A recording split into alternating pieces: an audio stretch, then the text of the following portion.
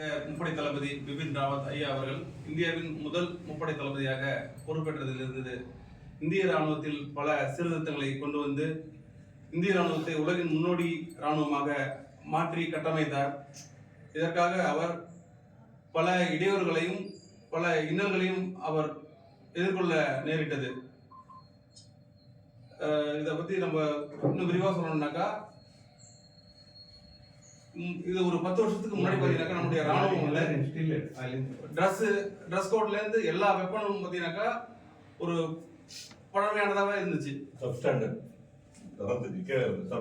இருந்துச்சு பாத்தீங்கன்னா இவர் வந்தது பிறகு அமெரிக்க ராணுவத்துக்கு நிகராக நம்ம ராணுவ வீரர்கள் இருக்குன்னு சொல்லிட்டு நம்மளுடைய யூனிஃபார்ம் கோடா இருக்கட்டும், நம்ம புல்லட் ப்ரூஃப் ஜாக்கெட்டா இருக்கட்டும், ஷூவா இருக்கட்டும், எல்லாத்தையுமே வந்து ஒரு மாத்தி கொடுத்தாரு.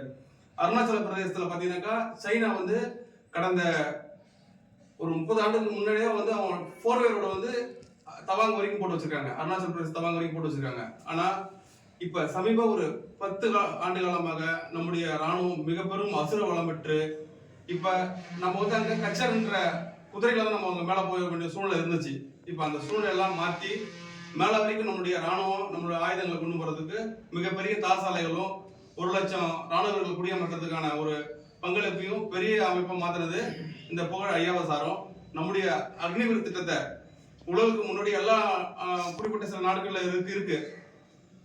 பாத்தீங்கன்னாக்கா சைனால வந்து பீப்புள் லிபரேஷன் ஆர்மின்னு சொல்லிட்டு ஒன்று இருக்கு. அது வந்து 5 வருஷம் சர்வீஸ் பண்ணணுன்றது. இது நல்ல திட்டம். இதை இந்தியாவில் வந்து நடைமுறைப்படுத்துறது வந்து புகழ் ஐயாவை தான் சாரும். இந்திய ராணுவத்துக்கு வந்து ஐயா ஒரு பெரிய மைல்கல்.